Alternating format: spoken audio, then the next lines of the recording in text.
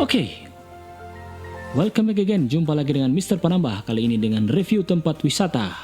Top 5 tempat wisata yang paling banyak dikunjungi oleh wisatawan pada tahun 2021 pada saat saya membuat video ini.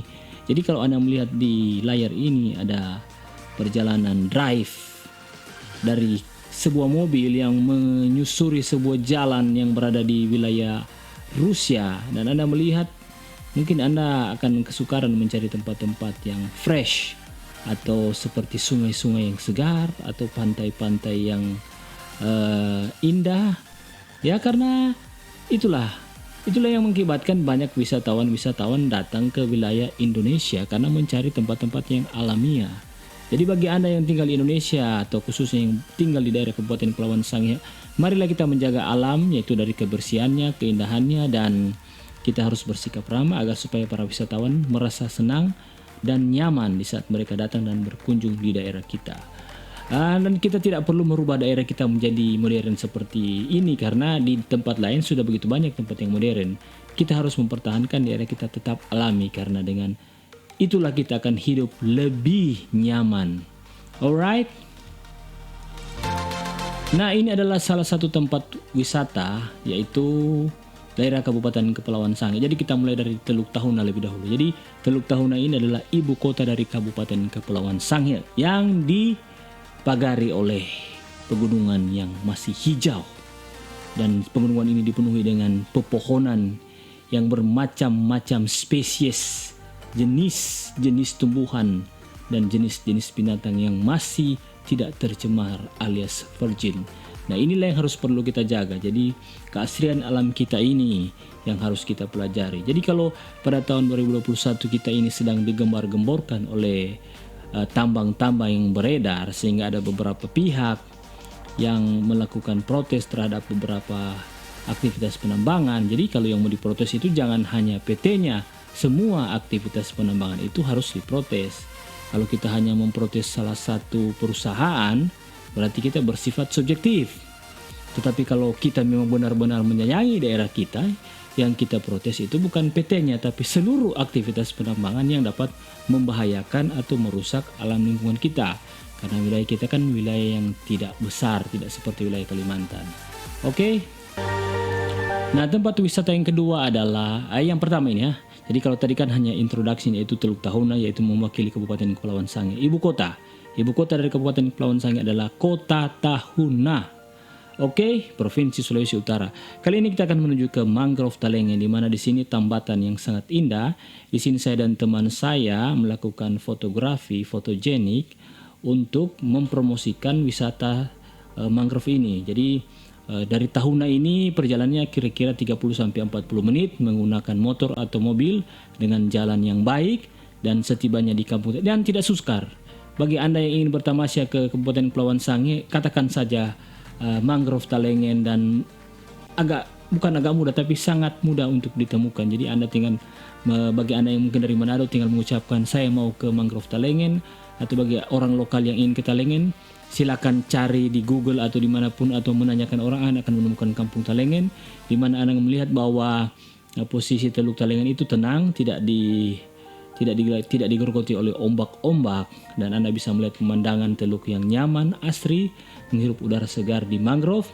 Di mana Anda ketahui bahwa wilayah mangrove ini kenapa dipertahankan? Karena selain dia juga menjaga abrasi laut, mempertahankan garis pantai, dan menjaga dari serangan tsunami yang begitu berbahaya, dia juga mengandung tumbuhan, yaitu tumbuhan mangrove yang berfungsi menghisap karbon dioksida dan karbon monoksida. Jadi filter atau sesuatu lah alam dari alam yang menjernihkan udara yang paling hebat dilakukan oleh itu tumbuhan yang ada di mangrove. Oke, itulah Mangrove Talengen. Nah, sekarang kita berada di kawah Gunung Awu. Jadi Gunung Awu ini pada waktu dia lalu itu sempat aktif pada tahun 2004-2005, tapi sekarang dia hanya mengeluarkan asap-asap di crater atau kepunahan gunung api Gunung Awu, dan sangat mudah untuk menuju Gunung Awu ini. Anda hanya perlu menyewa guide untuk membawa ke sana karena tidak sembarang guys, karena untuk sampai di kawah Gunung Awu ini Anda harus didampingi oleh pawang gunung karena ada hal-hal yang sifatnya tradisional, sehingga kalau Anda tidak perlulah Anda mencoba-coba untuk memberanikan diri karena bisa membahayakan keselamatan Anda. Dan itu sudah terjadi dari beberapa orang yang mencoba-coba tanpa mempedulikan kearifan lokal sehingga terjadi hal-hal yang kurang diinginkan. Jadi Anda bisa naik Gunung Awu dari Kota Tahuna atau dari Kecamatan Tabukan Utara, dan jika Anda membutuhkan guide Anda bisa menuliskan pada komen. Ada beberapa teman saya yang bersedia untuk membawa Anda ke puncak gunung dengan biaya yang terjangkau. Oke, kawah Gunung Awu adalah juga pilihan bagi para petualang. Jadi bukan wisatawan manja, tapi para petualang. Ya, selanjutnya adalah Puncak Pusunge yang berada di Kecamatan Tabukan Utara. Jadi Puncak Pusunge ini terlihat dari Kota Tahuna dan terlihat juga dari Kecamatan Tabukan Utara. Jadi tempat ini ada Puncak Pusunge, ada Puncak Lose, dan itu sangat mudah untuk ditemukan. Dan yang terbaru itu ada juga Puncak Alfa, dan posisinya juga satu wilayah dengan wilayah puncak ini. Jadi di sini ada rumah makan, ada kedai kopi, dan ada tempat-tempat selfie. Dan ini kebetulan waktu kami membawa para wisatawan yang begitu banyak mengelilingi Kota Tahuna sekaligus mengelilingi seluruh wilayah Kabupaten Kepulauan Sangihe, dan sampailah di Puncak Pusunge dan mereka terkagum-kagum betapa indahnya hijaunya pegunungan Kabupaten Kepulauan Sangihe yang masih belum terjamah tangan-tangan jahil. Jadi karena itu, karena orang-orang Sangihe masih menjaga alam, itu karena kita masih memelihara tradisi. Ini adalah suatu pilihan bagi Anda yang mau bertamasya, berwisata ke Kabupaten Kepulauan Sangihe. Anda bisa berkunjung ke Puncak Pusunge atau puncak-puncak yang lain ada di seputaran Puncak Pusunge ini.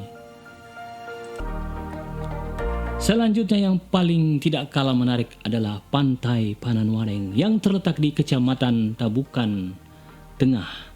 Jadi Pantai Pananwareng ini adalah pantai yang memiliki pasir putih yang indah, sangat enak dan sangat cocok bagi wisatawan keluarga karena Anda bisa bermandi-mandian, bermalas-malasan, mengubur diri di pasir putih ini, dan tidak ada ombak dan juga posisi laut yang tidak dalam sehingga cukup aman bagi keluarga untuk melakukan aktivitas misalnya swimming atau snorkeling. Juga Anda bisa memesan kopi, teh manis atau pisang goreng, dan juga ada fasilitas-fasilitas lain yang cukuplah untuk wisatawan-wisatawan kelas lokal dan kelas domestik.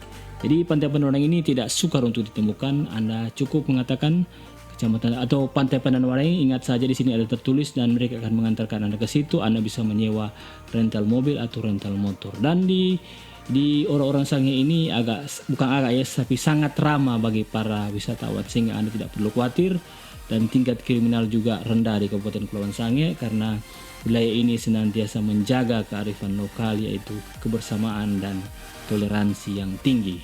Oke.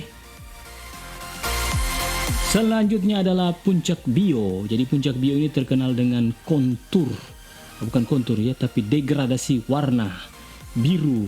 Tapi di foto ini memang agak kurang nampak kontur degradasi perpaduan warna. Karena ada beberapa teman saya mengatakan bahwa jika Anda beruntung Anda dapat mengambil foto dengan degradasi warna yang luar biasa, perpaduan antara biru, hijau, kuning, dan lembayung melalui Puncak Bio. Ini terletak di Kecamatan Tamako, tepatnya di Desa Makaletkuhe. Jadi ini juga puncak sudah sangat terkenal karena untuk selfie dan untuk bagi orang yang menyukai kegiatan fotografi. Jadi luangkan waktu Anda untuk mengunjungi puncak-puncak tersebut di Puncak Bio di Kecamatan Tamako. Itulah kira-kira beberapa puncak atau beberapa tempat wisata yang boleh saya tampilkan pada tahun 2021 ini. Ya, mudah-mudahan Sangihe ini tetap menjaga kearifan lokal dan kelestarian alam lingkungannya sehingga kita bisa menikmati hidup yang asri dan nyaman, serta tetap menjaga kebudayaan karena kebudayaan itu tradisi yang baik, kebudayaan yang baik mempersatukan semua aspek latar belakang, baik aspek orang yang berbeda agama, berbeda suku, berbeda aliran, berbeda paham, berbeda politik, akan dipersatukan melalui kebudayaan yang baik agar supaya kita menyongsong hari depan dengan penuh kemenangan. Oke, itu lagi dari saya dan mohon maaf untuk kata-kata yang kurang berkenan. I hope you like this video and don't forget to subscribe.